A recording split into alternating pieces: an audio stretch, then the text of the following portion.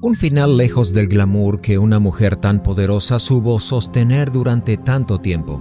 Aunque pensándolo bien, pocos finales en la vida pueden llamarse realmente glamorosos. No todas las mujeres sueñan con ser princesas. Algunas eligen otro destino, uno mucho más oscuro, como convertirse en reinas dentro de un mundo donde la muerte es moneda corriente. Desde Griselda Blanco hasta la Catrina, hubo mujeres que no dudaron en avanzar y conquistar el narcotráfico con una mezcla de astucia, poder y violencia. Supieron moverse, crecer y dominar un territorio históricamente controlado por los hombres. Pero llegar a la cima tiene un precio, y en ese mundo, ese precio casi siempre se paga con la vida. Fueron temidas, respetadas y también profundamente odiadas. Se ganaron enemigos en todos lados, en las fuerzas de seguridad y en los propios cárteles rivales. Y al final, como dicta la lógica de ese entorno, terminaron cayendo bajo las mismas reglas que las llevaron al poder. Brasil no escapó al avance del narcotráfico. En medio de ese contexto donde muchos jóvenes ven en el crimen una salida rápida, surgió una figura que rompió todos los moldes. Hello Kitty, conocida como la dama del narcotráfico, sembró miedo en Río de Janeiro en muy poco tiempo. Había nacido como Rayane Nazaret Cardoso da Silveira, criada en un entorno evangélico donde se cantaba gospel, muy lejos del destino que terminaría eligiendo. A los 19 años, una relación cambió su rumbo. Dejó esa vida atrás y empezó a delinquir junto a su pareja, hasta que él murió en un enfrentamiento con la policía en el año 2018.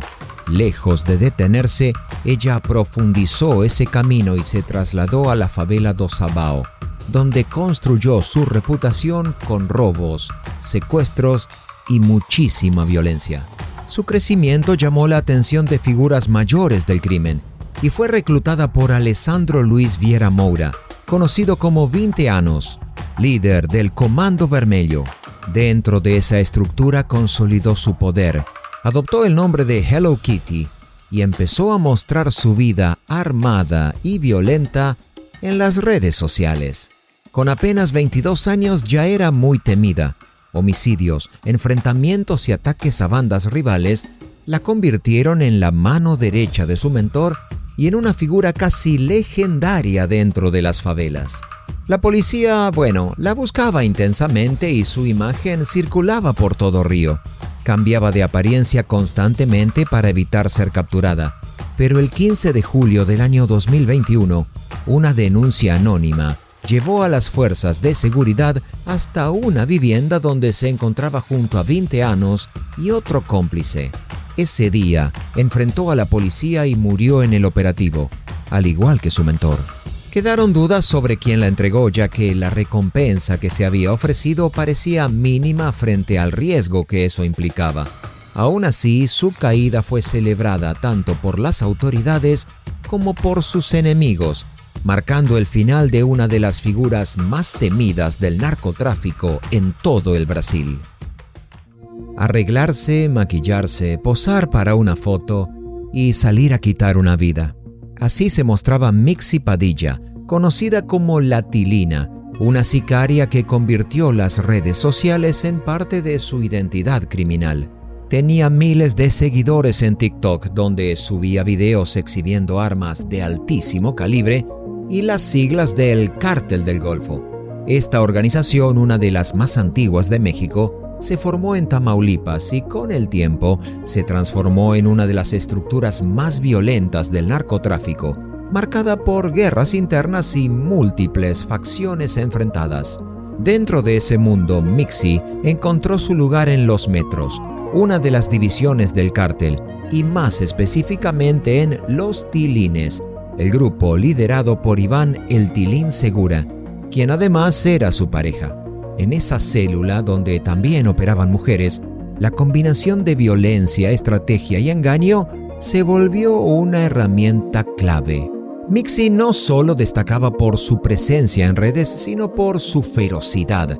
Subía videos cantando narcocorridos, mostrando su estilo de vida armado, chaleco antibalas incluido, mezclando imagen y violencia en una exposición constante. Esa combinación la volvió temida y reconocida. Un perfil que en la vida real significaba una sola cosa para quien se cruzara con ella: la muerte.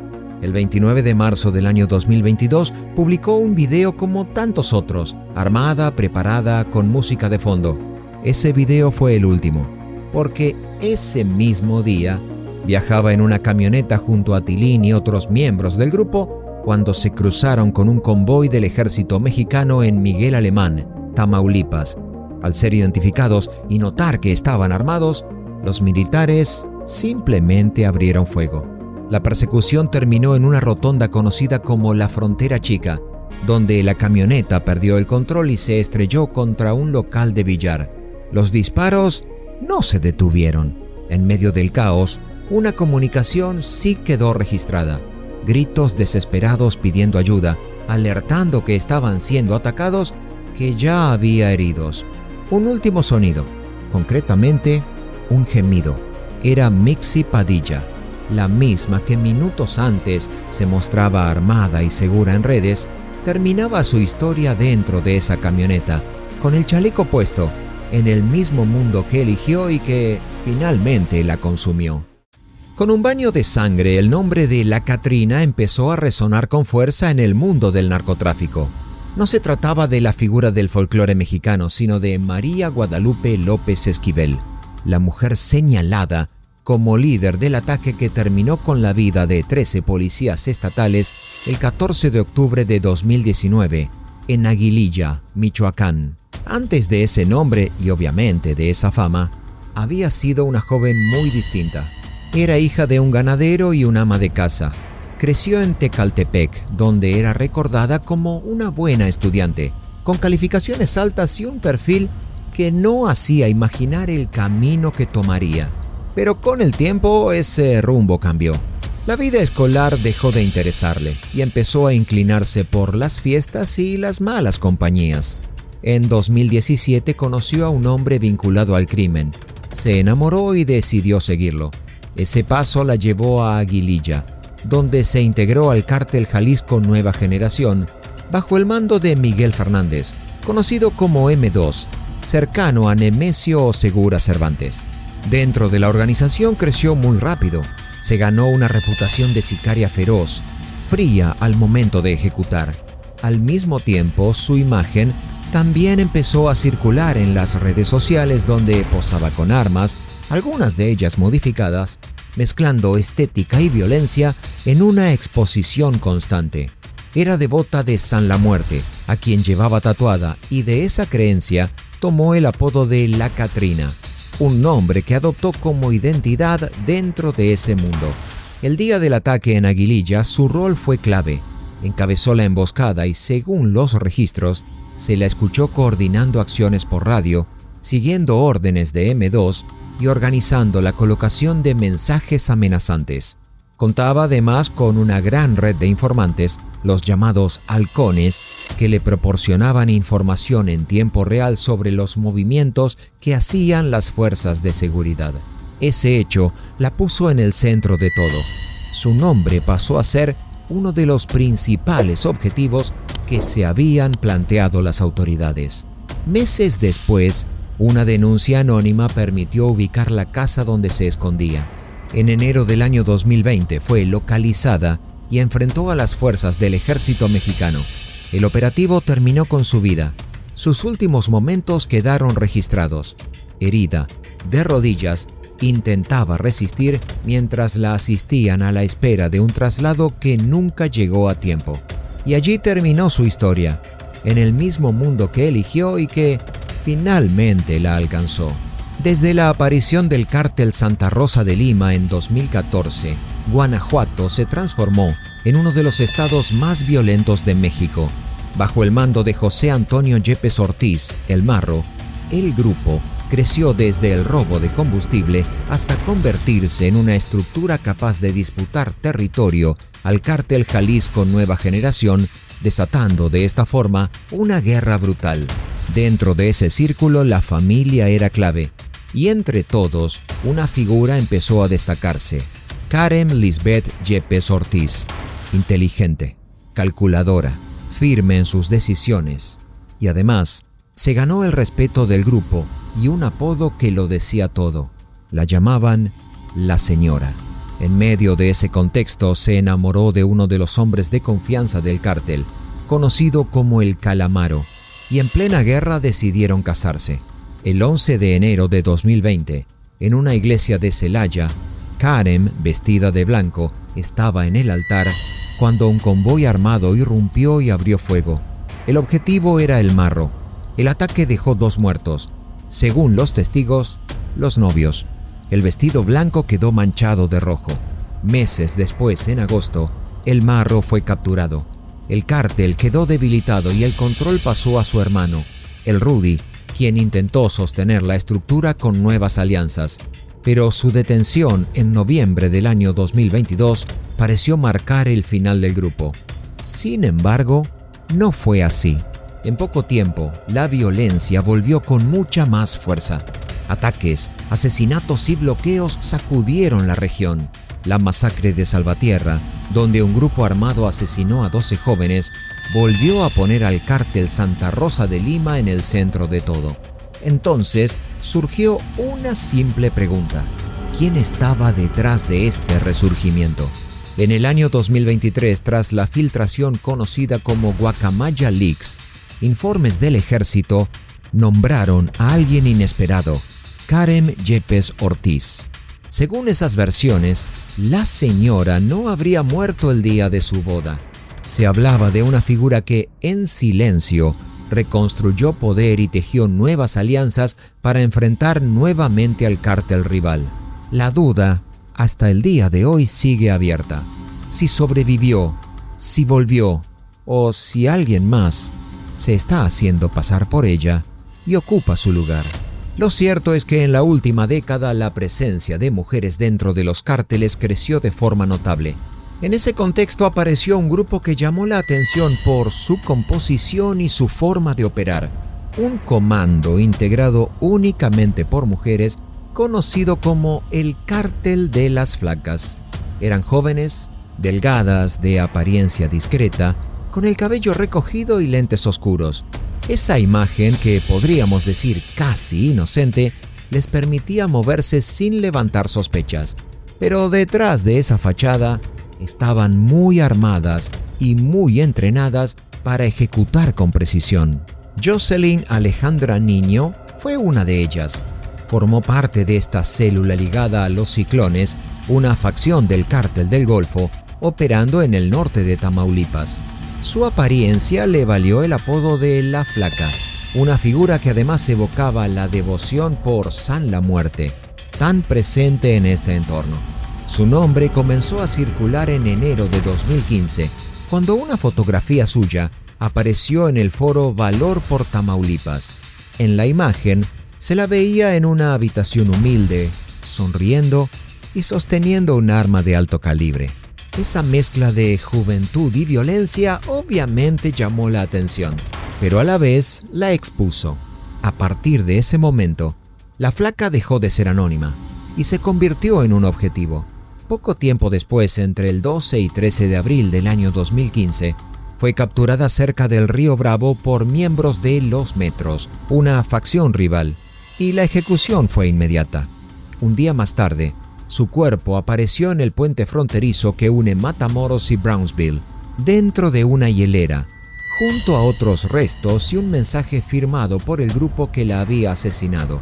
La identificación fue inevitable. Fue reconocida por esa misma imagen que la había hecho conocida, por el tatuaje en el antebrazo con su apellido, Niño. La foto que la mostró al mundo terminó sellando su destino. Cuando se habla del narcotráfico, muchas veces se mira a México o a Colombia, pero Centroamérica ha sido durante años una pieza clave en ese engranaje. En Guatemala, especialmente en zonas fronterizas como Jutiapa, el poder criminal llegó a mezclarse con la política hasta volverse casi indistinguible. y en ese contexto el apellido Lemus se convirtió en sinónimo de miedo. Dentro de esa familia, dos hermanas marcaron una época: Mayra y Marixa, figuras temidas en la región, sobre quienes se decía que donde aparecían, la muerte no tardaba en seguirlas. Mayra, la mayor, era quien lideraba el control del tráfico en la frontera con El Salvador. Su poder no solo se sostenía con violencia, sino también con influencia política, respaldada por su hermano Magnum Lemus, alcalde de Jutiapa. En ese territorio aspirar al poder podía ser una sentencia y muchos señalaban que las decisiones en realidad pasaban por ella. Su nombre estuvo rodeado de rumores que alimentaron su reputación. Uno de los más repetidos apuntaba a la muerte de su propio esposo, un hecho nunca probado, pero que en las calles se daba por cierto, y esa fama la consolidó como una figura temida dentro y fuera del crimen. La violencia también golpeó a su entorno. En el año 2006, un ataque armado contra su familia dejó 4 muertos, entre ellos una joven de 17 años. Mayra y su hermano sobrevivieron, pero ese episodio marcó un punto de quiebre, especialmente para Marixa, que desde entonces se volvió aún más cercana y determinante. Tras la muerte de Magnum en el año 2009, Mayra decidió dar el salto a la política y se postuló como candidata. En un territorio donde el crimen y el poder caminan juntos, su candidatura la posicionaba como favorita. El 18 de febrero de 2011, durante un acto de campaña en un hotel de Jutiapa, un grupo armado irrumpió y abrió fuego. El ataque fue directo y devastador. Mayra intentó escapar, pero fue alcanzada. Su cuerpo fue encontrado en una oficina trasera donde había logrado llegar herida. Marixa, que estaba cerca, llegó poco después, pero ya era tarde. La escena que encontró marcó el resto de su vida. A partir de ese momento tomó el lugar de su hermana, tanto en los negocios como en la política. Señaló como responsable al entonces alcalde Roberto Marroquín Fuentes y buscó vengarse en varias ocasiones. Su historia continuó entre capturas y fugas, lo que le valió un apodo que reflejaba su perfil dentro del crimen. Pero todo comenzó con la caída de Mayra, una figura que dominó un territorio donde el poder y la violencia nunca estuvieron separados.